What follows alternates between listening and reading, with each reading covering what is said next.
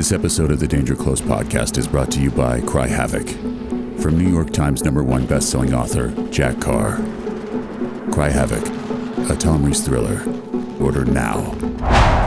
The North Vietnamese can keep sending people into South Vietnam as long as they want to via the Ho Chi Minh Trail. And so you have in the mid-60s, the Joint Chiefs of Staff are repeatedly saying, we need to go into Laos to cut the Ho Chi Minh Trail, or maybe even go into North Vietnam itself. And the Johnson administration consistently rebuffs this, and they're concerned about China getting involved. But, in hindsight, if we'd gone into the Ho Chi Minh Trail, that really would have been a crushing blow to them and would have ended this cycle where they can constantly just keep sending more troops into Vietnam, no matter how many of them get killed.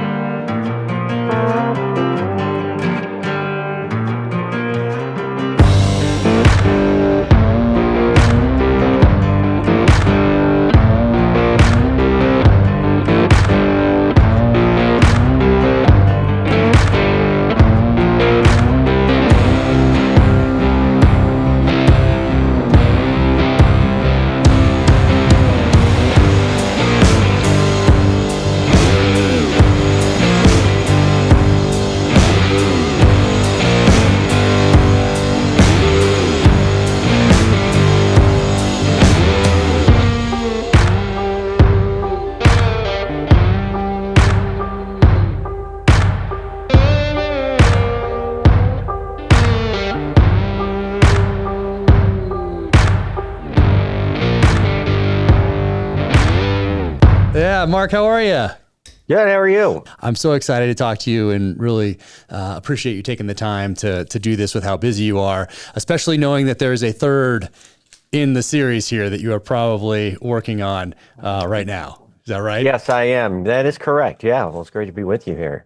Well, these books, so I'm writing my next, it's a thriller, so fiction, and but it takes place in 1968. So I'm doing a ton of research, or I have done a ton of research. It turned into the most thoroughly researched book that I've done to date.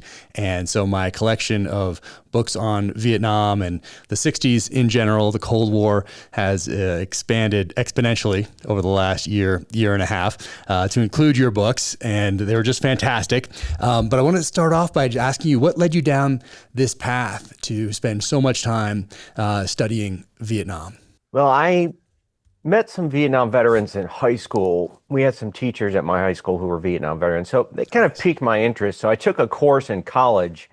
I was an undergrad at Harvard, and got the impression from that there was this gross politicization, and it was dominated by the people who had been opposed to the war. And so I started doing research, and then it just occurred to me that there was a huge amount of information on the war that hadn't been covered, and really overturned in some ways the conventional wisdom on the war. And so I first wrote a book just on the Phoenix program, and then got a lot of positive reception from veterans who meant, for the most part, I think, believe that pop culture and history have not accurately represented the Vietnam War.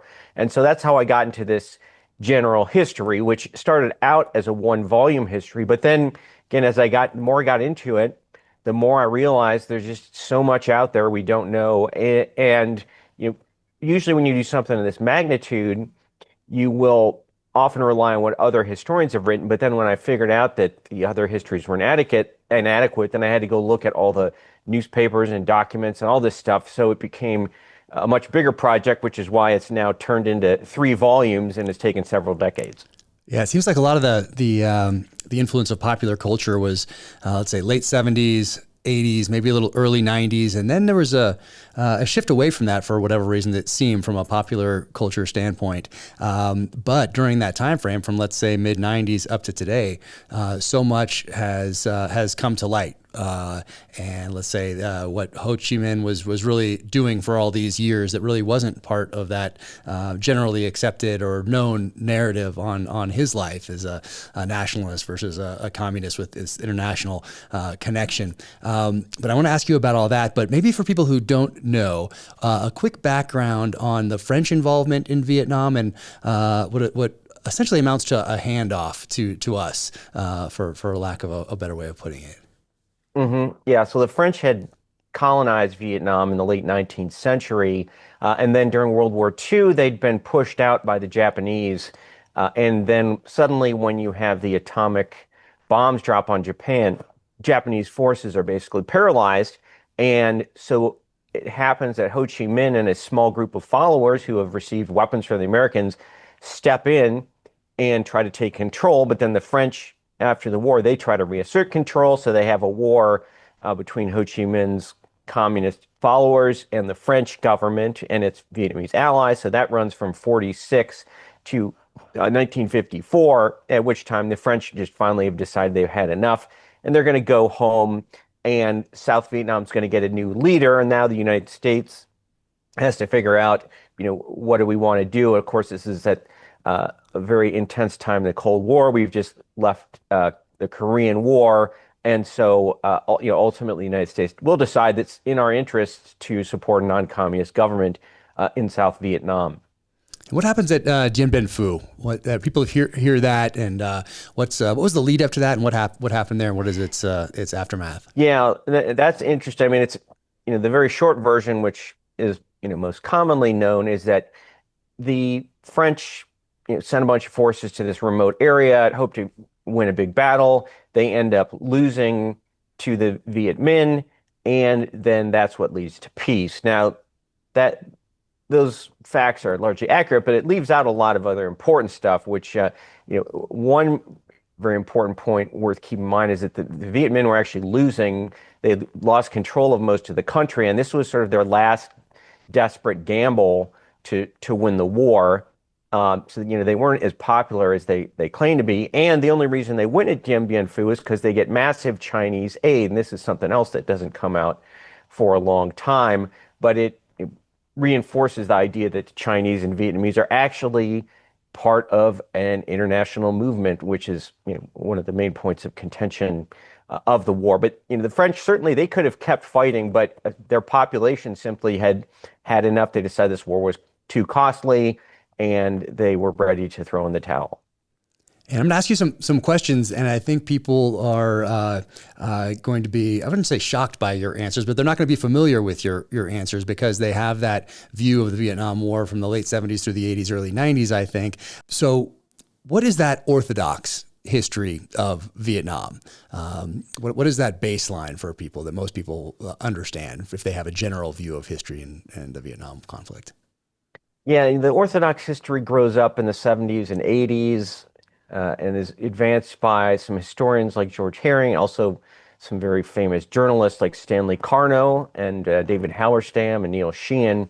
And they view the war as something that was never going to be won, and it really wasn't in our interests to fight. It was just a colossal mess. And so they argue that we misinterpreted Ho Chi Minh and viewed him as part of an international communist conspiracy when he was really just a nationalist, and that no matter what tactics or strategies we used, we were never going to win, and that our allies in the South were corrupt and ineffectual. And so this is really what's dominated most of the history and the journalism that we've seen, and even in the recent documentaries. And Ken Burns basically used this same orthodoxy. And there's a new Netflix documentary, which same things. Now, they've tweaked a little bit here and there, but there's been this revisionist critique, which I've been part of, which really started in the 90s, that views all of that as fundamentally flawed. Yeah, it's so interesting. You do such a good job of spelling it out here in these books. You can see I have my yellow stickies in here, particularly on the Diem brothers and their assassination and the coup in 1963 that I want to ask you about. But also, what can you explain? We're probably going to talk about it, the Domino Theory, for those who do not know, and then more generally, what's happening in terms of the Cold War at this point in history when we get involved in Vietnam. Mm-hmm. Yeah, so the domino theory is essentially the principal rationale for the U.S. getting involved. And the idea, and this goes back to Truman, and it continues all the way through Nixon, but the idea is that if you allow South Vietnam to fall, you're going to then set in motion the fall of other countries to communism, countries like Thailand, Malaysia, the Philippines, Indonesia, possibly even Japan. And so no one thought that Vietnam in itself was going to be a massive blow if simply Vietnam went, but that this was going to set in motion a chain of events. And so this is central to the dispute. The Orthodox school says, no, the domino theory wasn't valid, and they point to the fact when 1975, when South Vietnam falls, most of these dominoes aren't falling, although Cambodia does, Laos does, and Khmer Rouge kill a few million people, but these other countries don't fall. And so a revisionist take on this is that the war has changed fundamentally between when the U.S. gets involved in 65 and when it is over in 75.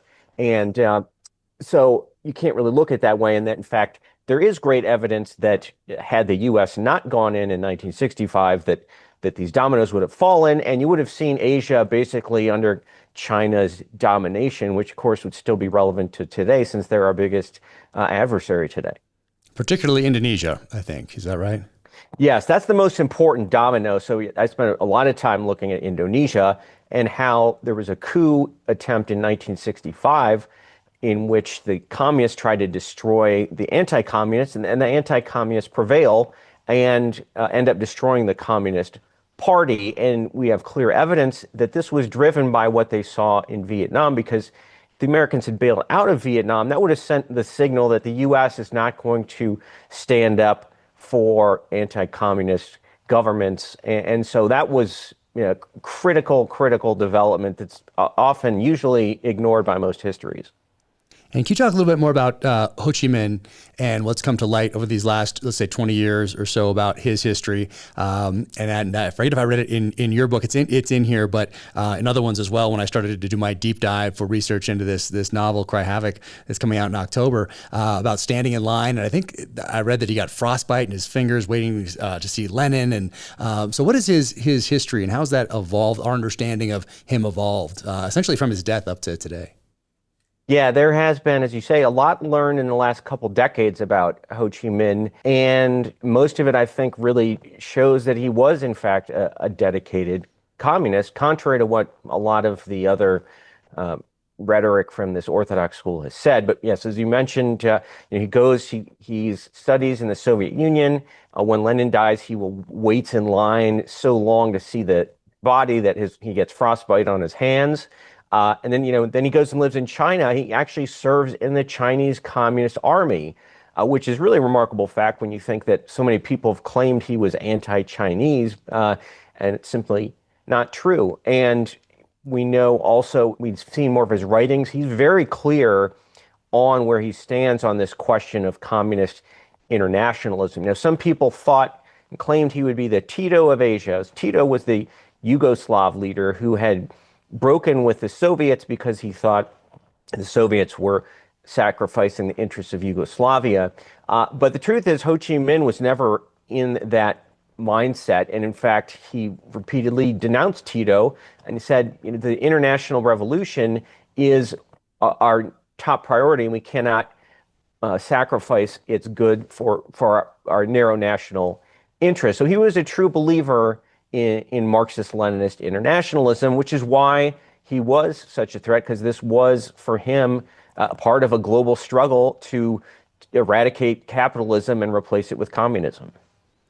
And, I'm not sure if you agree with this or not, but it seems like there are these pivotal years. And of course, 1954 for the French, and it turns out for us, 1963, 65, when U.S. forces go in masse, 1968 for things happening domestically and in Vietnam, of course, with Tet and other battles as well. And then that's where most of my history, because I was focused on 1968 for this novel. But then, of course, with Nixon's election, and then 1972, some campaigns, and then when we leave, and the amount of time that it takes to actually leave when it's announced, and then it happens and Saigon falls. But let's look at 1963 for a moment. What is Kennedy's view of Vietnam? I know he'd been there previously in the late 50s, had conversations with people. He'd studied this. What is his view of 1969 of what is President Kennedy's view of Vietnam as we move through 1963 up to November?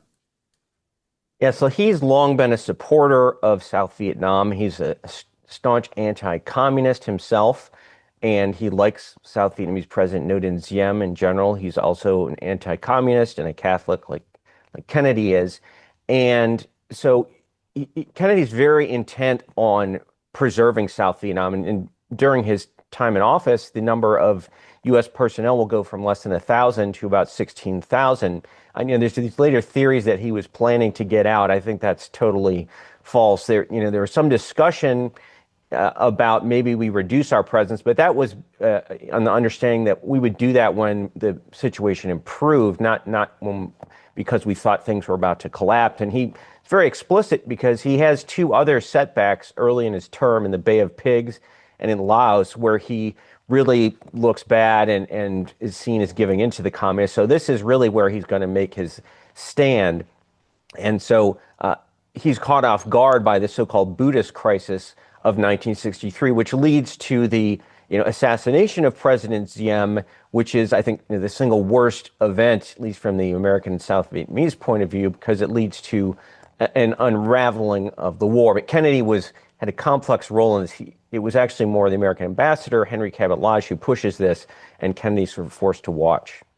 Yeah, it's such an interesting few months during this period for the host of reasons.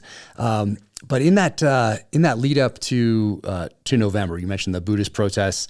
What exactly is happening with the Buddhist protests? And then how does you mentioned Henry Cabot Lodge? I wanted to get your take on why is he even ambassador there? I know that it's when I'm reading these histories, it seems like if he was appointed ambassador, he should have been yanked almost immediately for some of his actions and the way he liaised essentially with the administration.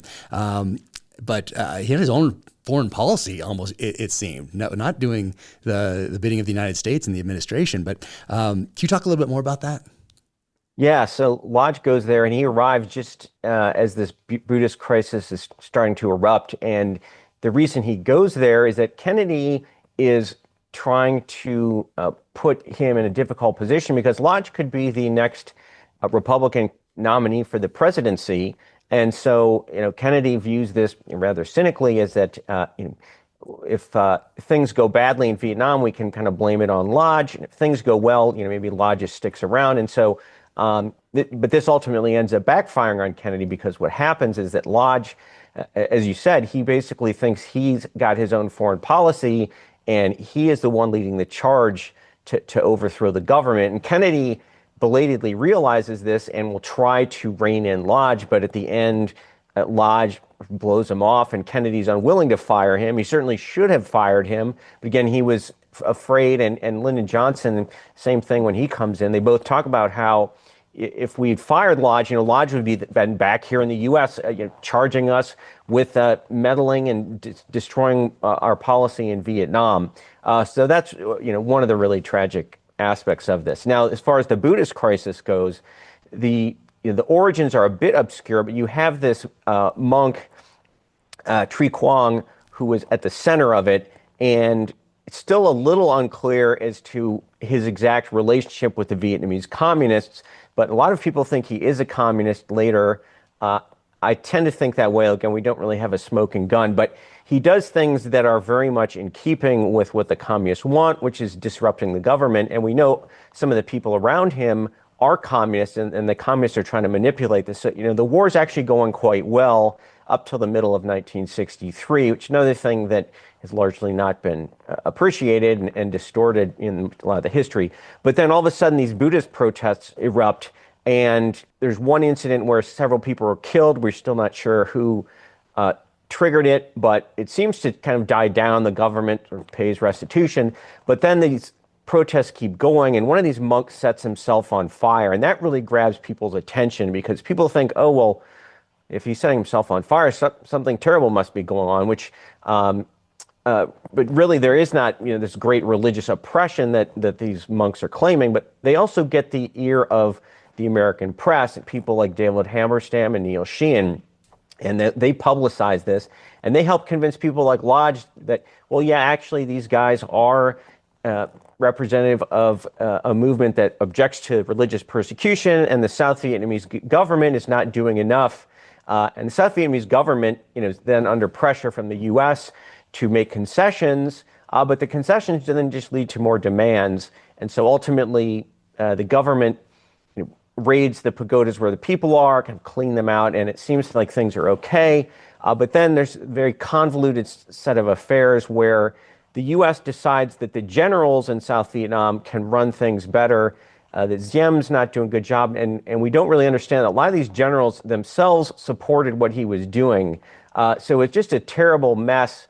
There's an initial coup attempt that falls apart, and then Kennedy says no more coup plotting, but then Lodge goes ahead and starts doing this again anyway. And now he's convinced that this is going to actually make things a lot better in South Vietnam. And that's what you hear these journalists saying too. People like Halberstam later become anti-war, but they're very pro-war at this point. They're saying if only we could replace this government, things will go much better. Now, when the coup happens and Diem's assassinated and his brother knew, things actually get far, far worse. And we have a lot more documentation on that now, which really just shows what a terrible mistake this was, because this is really what will lead to North Vietnamese invasion of 1965, which then requires U.S. troops to go in. Introducing the BCM Stock Mod 3 and Marksman Risers. Built from years of real-world experience, the BCM Mod 3 stock is the next evolution in M4 accessories. Minimalist, snag-free, and just 6.4 ounces with double-walled H-beam construction for unmatched durability. Paired with the Mark III Marksman Risers in 0.5 and 0.8 inches. The Mod 3 offers total customization with 6 mounting positions and forward or reverse orientation. It delivers a consistent cheek weld for passive night vision or CQB. For high-ready weapons manipulation, it features a removable diamond textured butt pad, non-slip grip panels, and a quick adjust design with integrated sling attachment points. Plus, its patented internal latch system and ergonomic lever ensure rugged performance with tool-free installation. Proudly made in the USA, the BCM Mod 3 stock, built to outlast and outperform. Get yours now at BravoCompanyUSA.com. And can you tell us what happened with the coup specifically?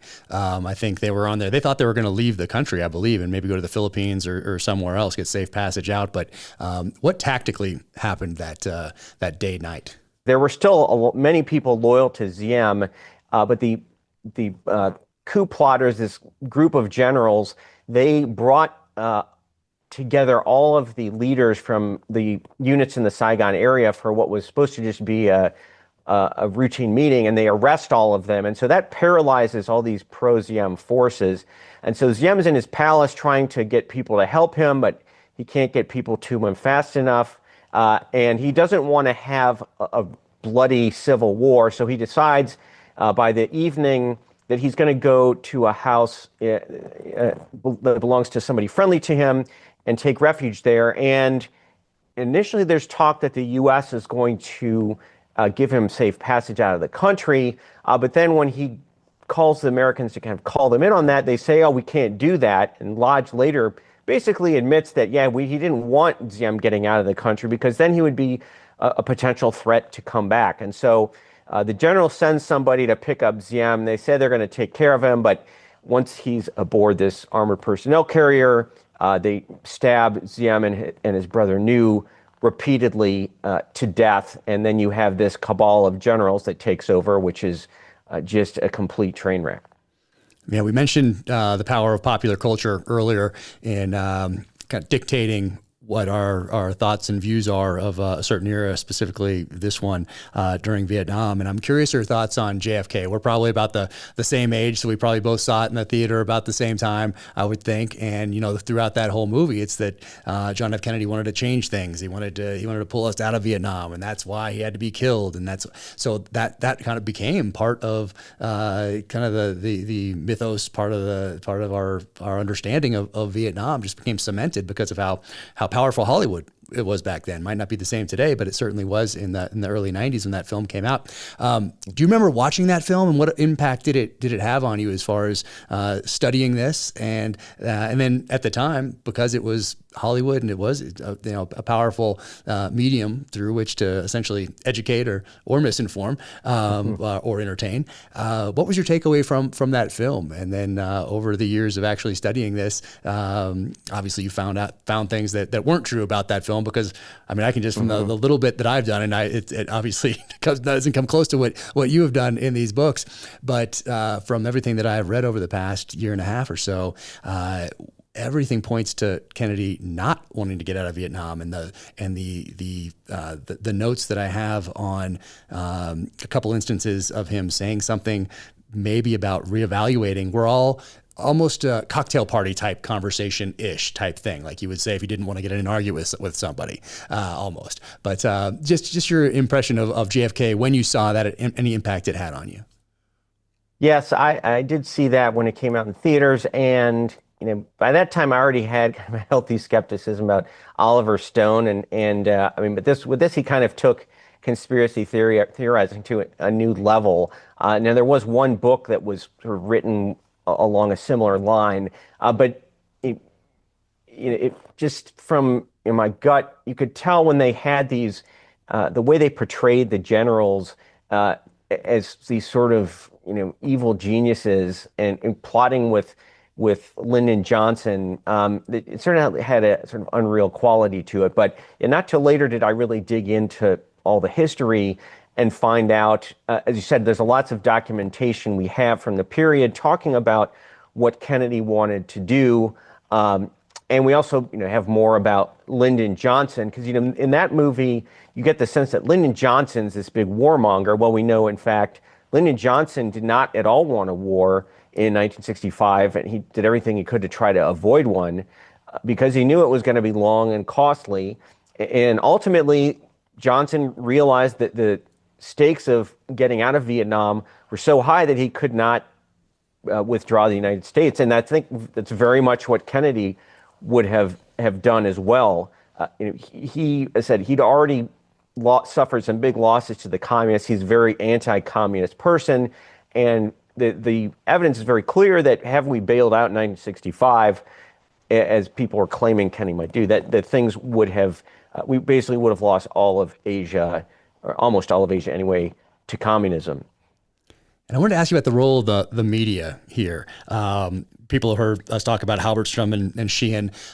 Who are those guys? But more generally, what did they represent in 1963? But also what they would write later about Tet in 1968. So, what was the role of the media, particularly these guys who tend to stand out because of the books that they wrote, and then the platforms that they had back then? Yeah, these guys were young. They're in their 20s. They had both of Sheehan and Halberstam gone to Harvard. They had probably an inflated sense of their self-worth. But what you had also, and here again, Kennedy's, the mythology of Kennedy obscures the fact that Kennedy himself was responsible for creating a lot of this media opposition, because he tried to cover up the American involvement in Vietnam, and that seemed probably intended to support his reelection chances, because again, they didn't want to draw attention to it. But this then caused the media to get upset, because they felt personally slighted when the government was not going to give them the information they wanted, and they felt they were entitled to it. And so this feeds this hostility to both the Kennedy administration and to the South Vietnamese government, which again leads them towards this idea that things are going to get much better if we get rid of this government. And they also were listening to a guy named John Paul Vann, who was actually a rather disreputable character. He was somebody who had all sorts of problems with his personal life, and who was lied to them about this pivotal battle at the Battle of Ap Bac, where he blames everything on the South Vietnamese when it's really his own fault. And so, but they're taken in by this guy, and he convinces them that he knows everything and that the South Vietnamese government is all to blame for everything. And so they think they're going to be part of history, that they're not just innocent, or they're not just witnesses, or as your journalists, oftentimes at that time were thought to be, but they wanted to be active participants who were shaping events. And they did shape events, but unfortunately in a very negative way. And so they said they're pro-war at the time. Now, later on, they kind of turn anti-war when it becomes popular. But you asked about the Tet Offensive as well.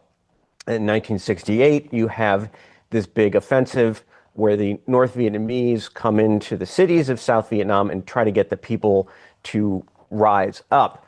And turns out the people don't want to rise up, and it's a huge defeat for the North Vietnamese. But you have American press, many of them portraying this as really a victory for the communists because they'd been able to come out with such force. Now, what they didn't really divulge to you is that they basically came out in a suicidal way. They exposed so much of their strength that they were crushed because they were not well suited to fighting in the urban areas. They couldn't hide. They didn't have civilian supporters. But this is one of the biggest misrepresentations of the war. And there's a huge two-volume book called Big Story by Peter Braestrup, who was at the time with the Washington Post, and he wrote this massive tome on just how badly the press had gotten things wrong and how they were becoming more and more partisan in a very negative way. When did the 5 o'clock follies start? And did the press feel betrayed at a certain point because they were hanging out essentially in Saigon? Not everyone, but a lot of them were in Saigon. And I read reports of some going outside and pretending they were elsewhere, essentially, and then going back in. So it looked like they had something to talk about at cocktail parties when they got home. I'm not saying that's representative of all, but if you're being fed something by an administration and you're reprinting that, and then you're going to drinks at the Majestic or the Rex or the Continental or wherever you're hanging out at the time, and then it turns out that essentially what you've been fed is false or is proven false because there are attacks in these sanctuaries, these cities that you've been told are safe havens. Was there a sense of betrayal at that point? How did that relationship, was it always soured, or was there always or did that shift as things went along? Yeah, well, I think it was partly a generational change because you have this older generation who had lived through World War II in Korea, and they tend to be pretty critical of this younger generation because they recognize that the government is going to have to put out sort of its party line, and it's not going to tell you everything, partly because that's just in how governments are. And you also don't want to be out there telling the world that your allies messed something up.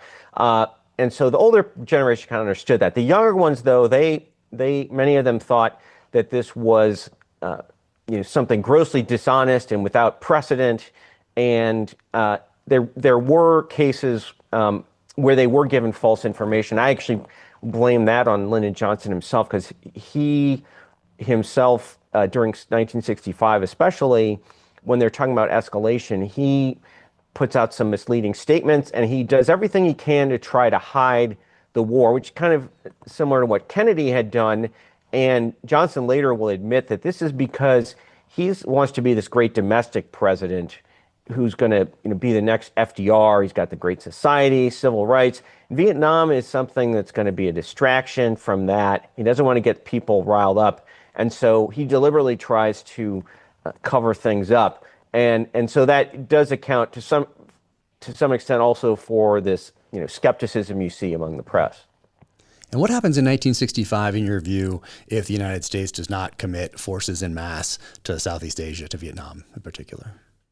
Yeah, so again, it's worth mentioning because a lot of the histories can gloss over this part, and you sometimes get the sense that there's just this guerrilla war going on in Vietnam. It starts in the early 60s, and it's just getting gradually bigger. And 1965, it's getting even bigger, so we need to go in. Well, it's not quite what happens. You actually have a guerrilla war until more or less until 64, and you start to see a transition to conventional war.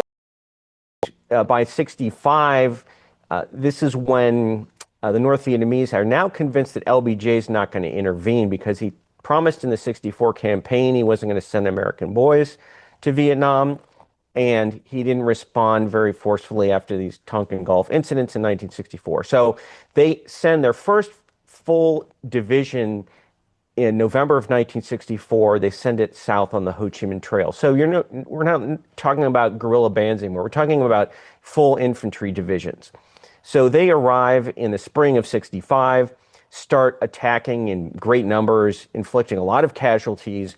And so there is this very real prospect that South Vietnam is going to fall. And so this is what triggers the decision to send in American combat troops, and they do end up saving South Vietnam. So what would have happened if we had not done that? Well, at the time these decisions are being contemplated, June, July of 65, you have all these countries in the area telling the Americans that if you don't intervene, the communists are either going to take over or we're going to have to cut deals with them. I mean, the Thais, one of the nearest neighbors, are basically saying yes. That's how Thailand has maintained its independence for so long, that they side with whoever seems to be the stronger. And if the U.S. bails out of Vietnam, well, clearly they're going to side with the Chinese. Now, some people have said, well, why don't we just go to the Thais and say, okay, we're going to make our stand here because this seems to be an easier place. But the Thais, they're not going to buy that because we had done the same with South Vietnam. We'd made them our big ally. Then all these people are getting killed, and then we bail out on them, so we could do the same with the Thais.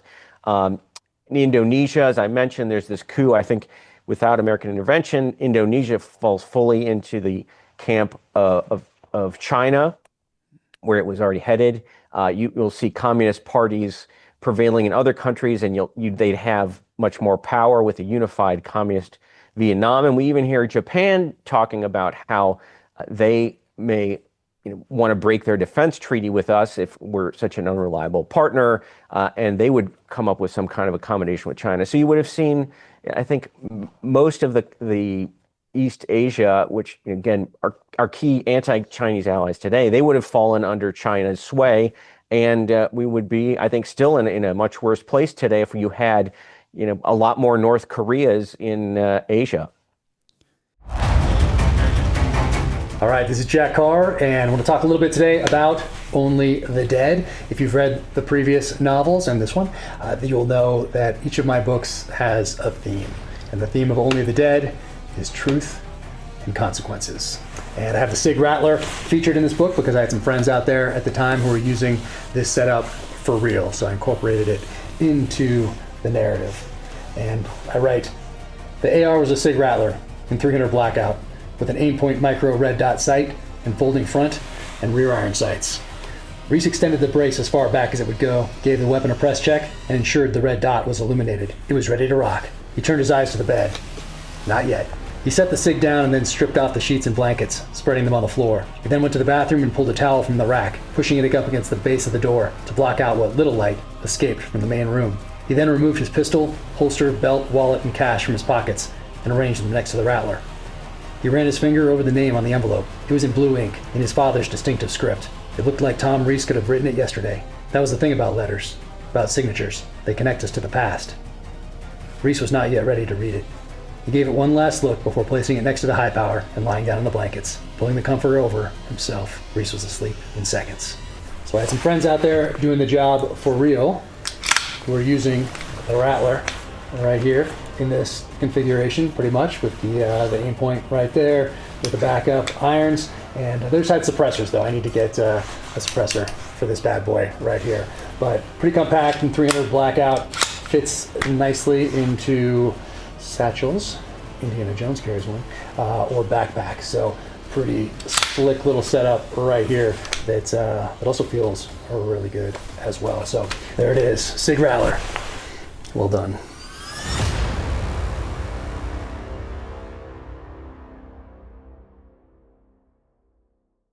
And I mentioned earlier about 63 being pivotal, 65 being pivotal, 68. What were those lessons of those middle years? So 1965, did we miss lessons in 1965, specifically from those battles about how to conduct the war moving forward?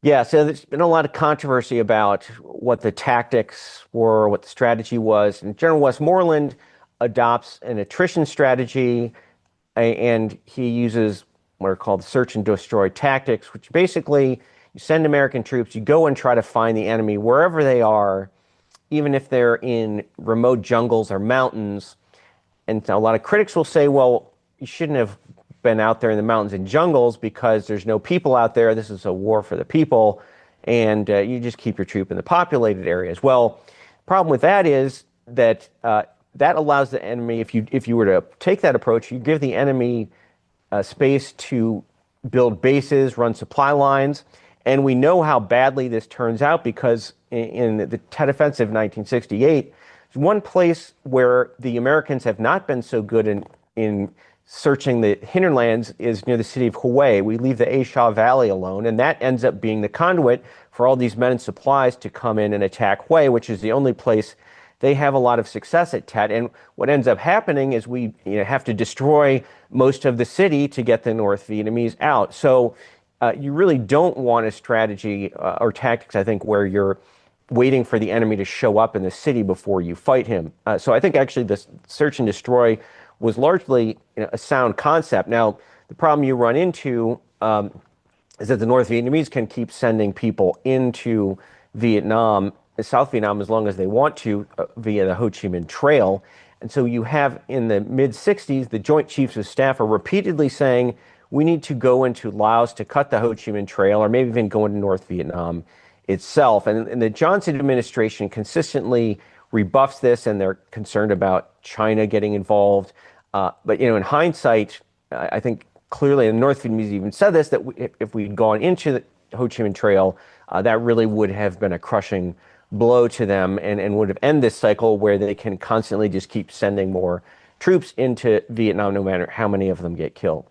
That part in particular is probably one of the clearest lessons looking back that it's so easy to say with all these years that have passed, why didn't we do this, or how could we not have seen this? But that one is pretty clear. If your enemy is getting resupplied by a place where you're refusing to allow U.S. troops to go, but then again, you put yourself back in there if you're worried about a war with China and maybe even the Soviet Union over that, but we do know that now that probably was not going to happen. There was no treaty really, as far as I know, between North Vietnam and the Soviets, or North Vietnam and the Chinese, that said something like, hey, if the U.S. set foot in North Vietnam or Laos or Cambodia, any place that the Ho Chi Minh Trail is running, that you will come to our side and actually fight with Chinese troops and Soviet troops. I don't think that existed from what I gather. But I do want to ask you also about Westmoreland and then Abrams, the difference when Westmoreland turns over to Abrams in 68. But do you feel like Westmoreland has gotten a bad rap over the years? And you talked a little bit about it before, but Westmoreland and Abrams in that transition period in 1968. And do you feel that one or both of those guys has gotten a bad rap over the years? Yes, there was a very influential book called A Better War by Louis Sorley, who was a good friend of mine, recently passed away. And he was also in the revisionist camp, but we do differ on this issue because he really thinks there was a big tectonic shift from Westmoreland to Abrams, that we moved away from this search and destroy towards a more emphasis on pacification. But I found that when Abrams comes in, he actually continues the search and destroy, and this is during 1968. And as I said before, too, I think search and destroy actually has a lot of merit. And it's not until the North Vietnamese de-escalate at the end of 1968 that you see a shift. So he's changing tactics, not because he thought the old ones were bad, but simply the North Vietnamese are so badly beaten in not just the Tet Offensive, but there's two more offenses that don't get nearly as much attention in May and August of 1968. And those two are really remarkable, by the way, because Le Duan, the North Vietnamese leader, basically wants to use the same playbook as he used in the Tet Offensive, which went wrong. And all his people are saying, don't do this again. We won't even have surprise. But no, we're going to go into the cities and try to get the people to rise up. And they just get clobbered in both May and August. I mean, terrible destruction. It's amazing that he able to keep his job. But so at that point, they're laid so low that you can afford to spend less time on the search and destroy, looking for the big North Vietnamese units, because the North Vietnamese are not such a threat, and then you can focus more on the villages.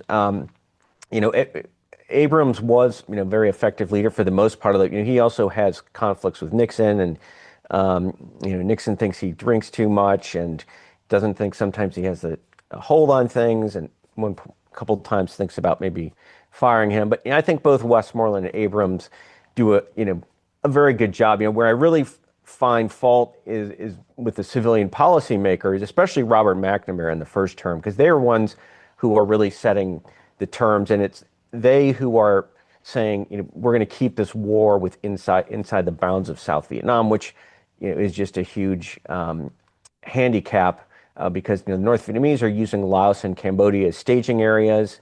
Nixon will eventually authorize operations into Cambodia and Laos, which will make a big difference. But had it been done earlier, certainly would have had a much bigger impact. Yeah. And tell me about McNamara, a little bit more about him and the Whiz Kids and the body count and that way of tracking progress.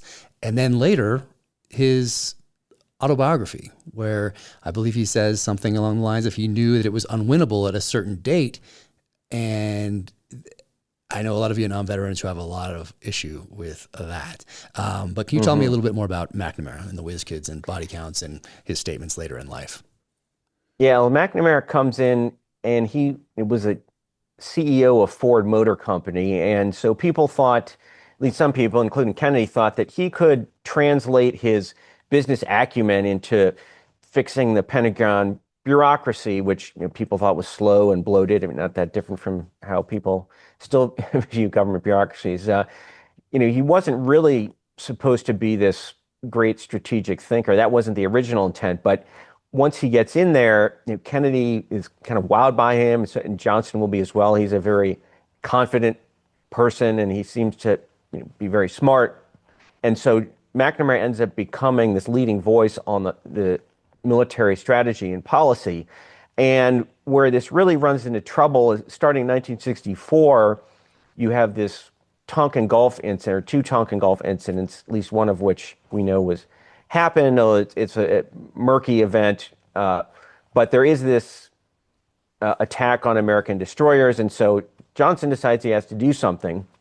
But McNamara tells him that he's going to rely on academic game theory, which is taught by some eggheads at MIT and Harvard and places like that.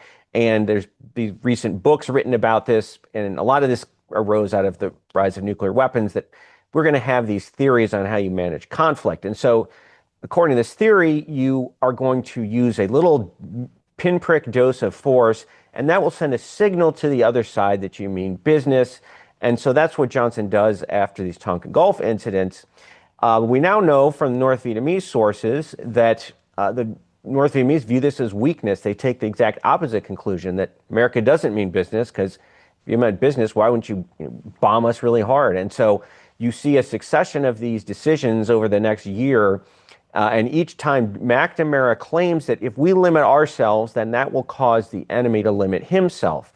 Again, that opposite happens. We limit ourselves, they decide to increase because they're going to take advantage of us. And so this will lead us into the war. I think, again, had we hit them hard initially, they might have backed off because they had not been willing to invade for a while. And so this will continue for quite a while. McNamara will also be very distrustful of the military, and the military is telling him to go into Cambodia and Laos, and he refuses to do so. When he comes out with that book and he has sort of this apology tour, it's really kind of bizarre, because if you look, again, if you know the history, it's worth noting, because if you only read his book, you'd get, I think, a very skewed view. But the things he doesn't mention are all these times when the military is telling him we have other options, and he ignores them. And so he's trying to sort of shift the blame off of himself in many instances. And then he went to Hanoi, and I think the guy sort of just had sort of a mental breakdown, and he was often crying when he's talking about this. And they went to North Vietnam, and he was expecting, I think he was going to get there and he was going to confess all these bad things, and the North Vietnamese are going to do the same, and they're going to confess how they were wrong about things too. But then he goes there and says, oh yes, we were so wrong. And the North Vietnamese just say, well, yeah, we were so right. And It was just, very shameful. And as you said, many Vietnam veterans just appalled by how McNamara dealt with this. And he'll later also come out and say, well, I knew in the middle of this, maybe the war wasn't a good idea, but he's still pushing these bad policies. So that's another, I think, unfortunately shameful part of our involvement. Yeah, it's quite remarkable that book called In Retrospect. For those who want to, quite a fitting title as well. What does Johnson not running in 1968? What does that mean for the war? And how did the war play into him not running and making that announcement in March of '68? Yes, well, it's sometimes interpreted or often interpreted as indicating that he's basically throwing in the towel, that we're going to get out. But the truth of the matter is that the U.S. presence doesn't even shrink during the remainder of his time in office. He was not running for the exits, and we now have more information.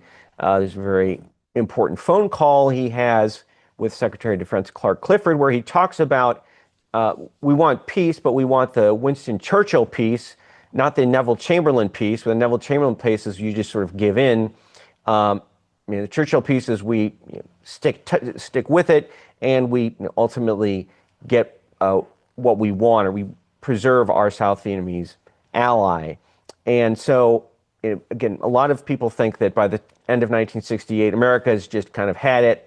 But opinion polls actually show that American people are still pretty strongly behind the effort. Now, people point to the fact that over time, more people say, well, this was a mistake to get in. They don't ask them why. And that's kind of a misleading poll. You have to look at the ones who said, do we stay or not? And most Americans said we stay because we have, there's still interest there. And also it's just not good to commit so much to an ally and then pull the rug out from under them and let them, be killed by their ruthless adversaries. 1968 is such an incredible year when we're talking about, we have the USS Pueblo in January. We have Martin Luther King assassination. We have the Johnson deciding he's not going to run and announcing that essentially as a surprise to most everyone. We have Bobby Kennedy assassinated. We have the Democratic National Convention, and we have riots. It's just so many things are happening that year. And then we have Richard Nixon. What happens there in 1968 that leads to Nixon's election? And then what's his relationship with a man named Henry Kissinger? Yeah, so the 68 election's a fascinating one as well. You have Nixon wins the Republican nomination fairly easily. On the Democratic side, you have Hubert Humphrey. Well, first you got Bobby Kennedy, but then he's assassinated. So then you have Hubert Humphrey as something of a more moderate candidate against Eugene McCarthy. And Humphrey, in order to get the nomination, he needs the backing of the moderates and conservatives. And LBJ, working behind the scenes, basically says, if you keep my Vietnam policy, you can get the nomination. And so Humphrey will do that, which is an indication, again, you have this strong public sentiment. Now there's this very unusual incident a week or so before the election. Johnson suddenly announces that they're going to have this new peace deal, and you see this surge in support for Humphrey, who's been trailing, because people think, oh, now the Democrats are going to get us out of this war. And so then that, though, will be deflated a couple of days later when South Vietnamese President Thieu comes out and says he's not going along with this. Now, this raises all these allegations that there was a conspiracy involving this woman named Anna Chenot to make a deal between Nixon and President Thieu to make this announcement to derail Humphrey. But the truth of the matter is, I think there is not really a conspiracy. We don't know how much communication there has been, but the bottom line is President Thieu didn't need Nixon to tell him to do this because he knew that Humphrey was not going to be as good for South Vietnam as Nixon. So it was his own interests to not give Humphrey this advantage. And so when Thieu says, I'm not going to take part, this sort of takes the wind out of Humphrey's sails. And then Nixon ends up winning the election.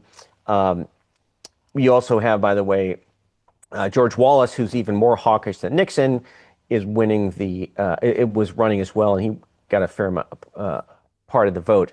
So then Nixon looks for foreign policy team and settles upon Henry Kissinger, who will be his dominant advisor and for the next, up until his resignation in 1974. And he's also a very interesting character who, and I'm working on that period right now, so I'm still learning more about him. But I think it's safe to say that, a lot of what we think about him, it may not be quite true. And Kissinger himself was very much someone trying to manage his own reputation.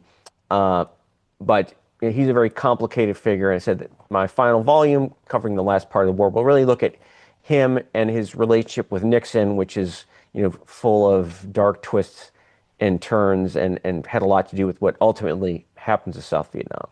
Yeah, very interesting, especially things that are happening in other parts of the world with either his, I don't want to say involvement, but setting conditions like in Chile and other places around the world. Very interesting. I'm really looking forward to that next volume when it comes out. I think a question a lot of people have is, why did it take so long for us to leave Vietnam? When we get to 69, 70, 71, 72, there's a few more efforts there, but why does it essentially take so long to leave with honor? And I forget exactly when Nixon first starts using that exact term, but he said some things that were similar to that even during the election cycle. Why did it take so long to leave Vietnam? Well, President Nixon adopts what he calls the Vietnamization strategy, and basically to hand things over to the South Vietnamese and let them take over the burdens of the war. Now, because of the parameters we've set where we are going to stay inside South Vietnam, we're not going to invade North Vietnam, that means you need a tremendous amount of air power because you've got to be able to move all over the country against this enemy who can pop up anywhere. You've got this massive open flank. And so we've got to develop the South Vietnamese capabilities in the sort of advanced areas. And as from more recent experiences, we've tried this in places like Iraq and Afghanistan too. It's not an easy thing to do. It takes a lot of time. And so that was part of the thinking. The military, U.S. military wanted to go at a fairly slow pace, actually pushed to go faster by the White House.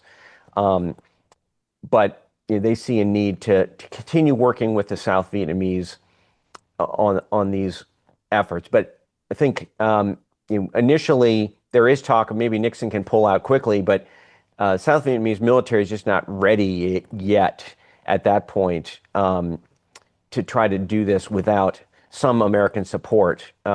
Again, by the time you get to 1971, you don't have Americans fighting on the ground when the South Vietnamese go into Laos, but you do have American air power.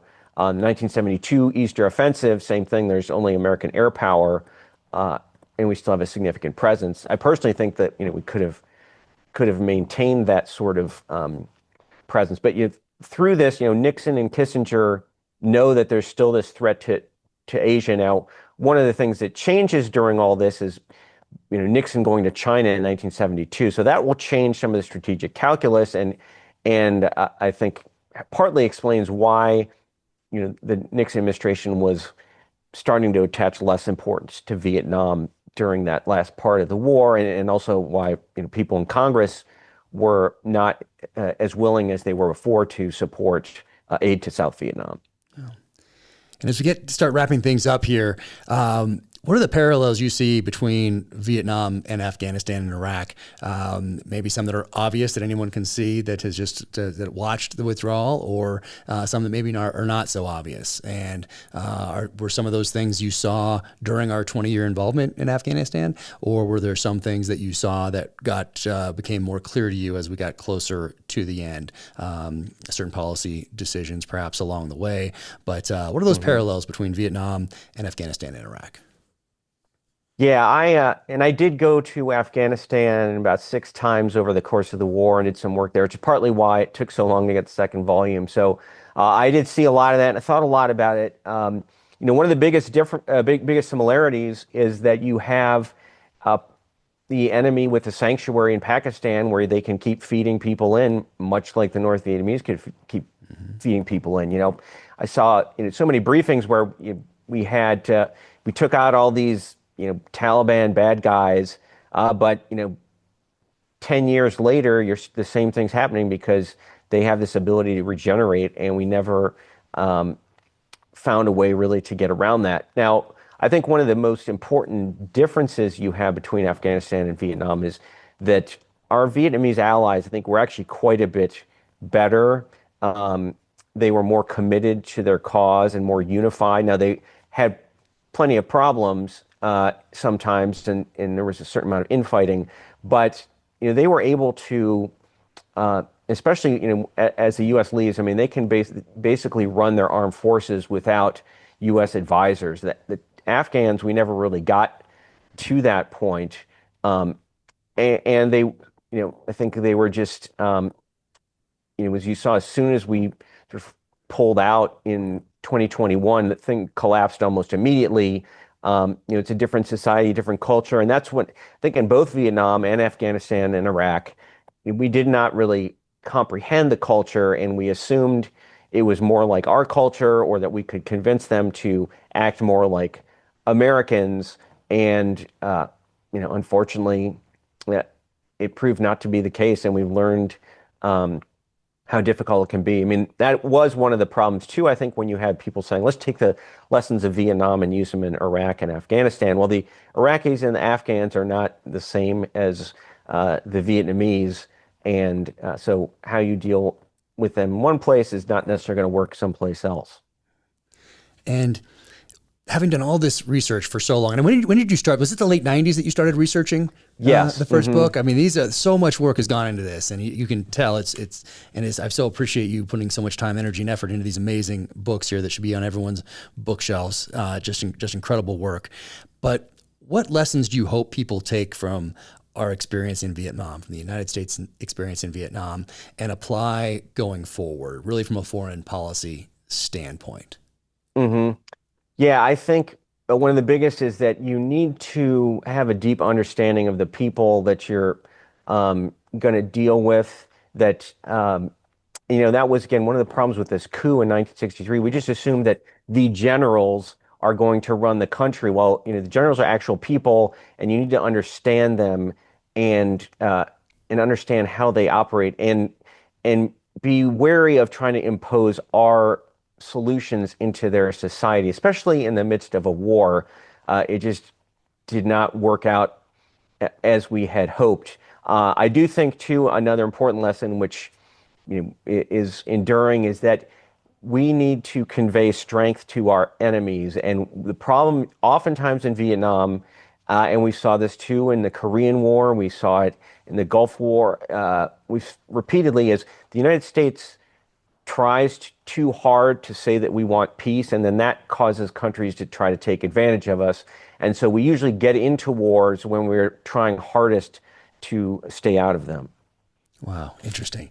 So right here, Triumph Regained, Triumph Forsaken, right here. When can we expect the third volume in this series? How far along are you? Well, it's going to be a few years. These books took a long time, a lot of research, and so I'm about halfway through, but it's going to be a couple more years, I think. I wish it could be sooner, but yes, I don't want to skimp on the research. Oh yeah, no, you can tell how much work goes into these things. It's incredible. And in the meantime, you are a professor at Hillsdale. And do you have any Vietnam classes that I know Hillsdale has a lot of online courses? Are any of yours up there yet? Not online yet. That's actually something we're talking about. But we are. I do teach a Vietnam course to the students here. And we are going to have, we had an event on April 30th commemorating the 50th anniversary, which the video that'll be up soon. And then we're also going to do a September event at our main campus on the Vietnam War, and helping people understand what we really should learn and what actually happened. Wow, amazing. Well, links to all these books and finding you and Hillsdale will be in the show notes here. And I really want to thank you for taking the time to do this today. It means a ton to me. And really thank you for this research. It'll be in my acknowledgments of my upcoming book for sure. And I really appreciate you taking this time. That's great. Well, it's been a great pleasure talking with you, and I admire your work and looking forward to this next book coming up. Oh, thank you so much. I'll send you one. So appreciate that. You take care. Have a great one. You too. Take care. This episode of the Danger Close podcast is brought to you by Cry Havoc. From New York Times #1 best-selling author Jack Carr. Cry Havoc, a Tom Rees thriller. Order now.